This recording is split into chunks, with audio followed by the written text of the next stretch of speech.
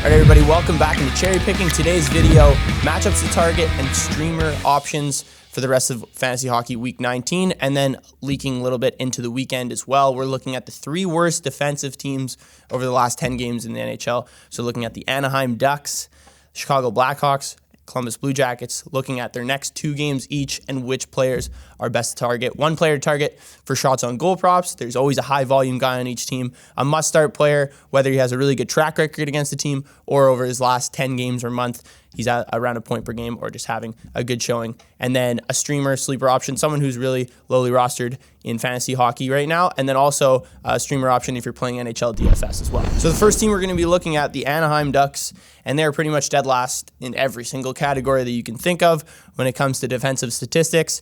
Corsi percentage, dead last in the NHL, 43%. Goals against over the last 10 games, they've allowed just under 30 at 29. That's also last in the NHL. Expected goals against at 3.5. And then shots on goal against per 60 is just under 40. So almost 40 shots per game that John Gibson and whoever else they have in nets has to kind of take on every night. So the first matchup that they have moving forward is against the Los Angeles Kings on February 17th. The shots on goal player that we're going to be targeting for shots is Anze Kopitar. Centers that first line with Adrian Kempe and Quinton Byfield. He's gone over his shot total in 4 of his last 5 games. And one thing to note for sure, Anaheim gives up the most shots on goal to centers so far this season. He also has 12 points in his last 13 games, so Kopitar is a very good option here against Anaheim. The must-start, in my opinion, Adrian Kempe. You can't really look anywhere else. He leads the team over his last 10 games with 9 goals. He's pretty much been where all this offense has come from. He also leads the team in shots, so someone you could definitely count on for a shot prop as well. And then the last piece of this line is actually the sleeper as well. 2% rostered in his last, or 2% rostered in Yahoo Fantasy Leagues right now. Quinton Byfield plays on the left wing. He's second in high danger chances 4 of the last 10 games played. So playing with a veteran presence in Anze Kopitar, and then some guy, a really high fly winger with Adrian Kempe. I think he's a great option right now. He's starting to pick up his play too here, and this line has been playing very well since they've been put together. An expected goals for per 60 at 3.27, which is a very solid number. All right, the next team that the Anaheim Ducks get on February 20th are the Florida Panthers. This is a really tough matchup for Anaheim. As I mentioned, they allow almost 40 shots per game. Florida is shooting about $35 on net per game right now too. So the player we're going to be looking at for shots on goal is Matt Tkachuk. You can't look anywhere else. This guy shoots from everywhere. He's almost able to carry his fantasy load just through shots on goal. On every single game that he's playing, and he's averaging around 5 shots on goal over his last 5 games against Anaheim. All those games were with Calgary, so he's yet to play in a Florida Panthers sweater yet, but it's still a great option. He's shooting the puck arguably more this year than he ever was on Calgary. The must start is Carter Verhaeghe. He has 12 points in his last 10 games. You can't not have every piece of this line, in my opinion. Sam Bennett, Carter Verhaeghe, Matt Tkachuk. Any of those guys are great options right now. And Carter Verhaeghe just has the hot hand with over a point per game over his last 10. And then the sleeper, 2% rostered, Eetu Luostarinen, 7 points in his last 10 games played and has a pretty high expected goals for as well at 2.5 over his last 10 games. Third in high danger chances for as well, only behind Sam Reinhart and Matt Tkachuk. So he's a very good option. And looking at a lot of players on Florida over the next week and a half, they have some really good matchups. They play Nashville before Anaheim, who's been giving up a ton of shots. They just have Jussi Saros, who's obviously a pretty good goalie, but they also play Buffalo, who's been playing very well offensively, but really young defensive structure and poor goaltending recently as well. And then Tampa Bay on the road has not been very good. They've been allowing a ton of shots and a lot of offensive chances. So some really good matchups to look at for Florida, and I think these 3 players are the best ones to target. All right, the next team we're going to be looking at, the Chicago Blackhawks, and the next 2 games that they play. But looking at their stats first, they're not as bad as Anaheim, but still pretty shit, pretty garbage at this point of the season.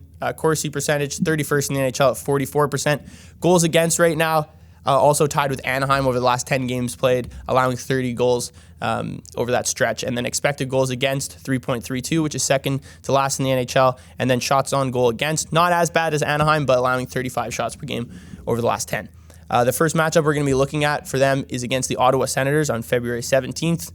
The player we're going to be looking at for shots, we just talked about his brother, and this is Brady Tkachuk. Just like his brother, he shoots all the time. I don't know what Big Keith instilled in them at a young age, but they obviously told him to shoot from anywhere, because I swear these guys even try to shoot from behind the net at some points. He's averaging 4 shots per game over his last 10 games played. Consistently one of the highest expected goals for marks in the NHL. I think over his last 10 games, it's around 5 or 6. So that's a really high number. Just hasn't really been able to convert, but kind of speaks to what I was talking about before, where he just shoots from everywhere. The must-start, in my opinion, is Tim Stützle, who's playing with Tkachuk. This is a pretty solid stack as well. 15 points in his last 10 games played, so that's some solid numbers. Going up against a Chicago team that allows a ton of goals and has some pretty bad goaltending right now, I think that's a great option looking at Tim Stützle. And then the sleeper, Ridley Greig. This kid's come onto this team over the last month and has played really well, and I think it's more the position that he's been put in by DJ Smith. He's centering that second line with Alex DeBrincat and Claude Giroux, so you have a really elite goal scorer right now in DeBrincat, and then Claude Giroux, veteran presence, who can still obviously score and has very talented offensively. He only has 3 points in his last 10 games, but anything can happen against a team like Chicago. He might play a little bit more in the third period if they are blowing them out, which will give him more opportunity to get some hits, blocks, shots, and even maybe score his first goal. All right, the Chicago Blackhawks get to play the Toronto Maple Leafs on February 19th for the second time in less than a week. Unfortunately for them, because they just got absolutely decimated by the Leafs on the road, but this time they get them at home. And the players we're going to be looking at, the first one, William Nylander. This guy has been the offensive juggernaut for this team over the last month and a half, especially with Matthews out. He leads the team in shots and Corsi for with 40 shots over his last 10 games played. He also has 16 points in 10 career games against Chicago. So the fact that Austin Matthews does come back maybe takes a little bit away of his value, but he does have great numbers against Chicago, so you can kind of bank on that. The other guy, the must start, John Tavares, playing alongside Alexander Kerfoot and Mitch Marner. He's had such a good year this year, Tavares. It's great. It's really great to see. He continues to create a ton of scoring chances. Like Brady Tkachuk, has a very high expected goals for rate.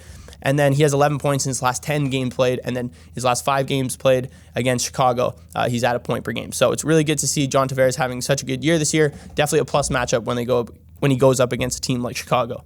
The sleeper, Cale Yarncroc, I think this is a pretty sneaky option. 5th highest expected goal rate on the team over his last 10 games played. He does play on the third line with Engvall and David Kemp, but one thing I mentioned with Ottawa, if Toronto is blowing them out, this third line might be able to play a little bit more. I think he could definitely...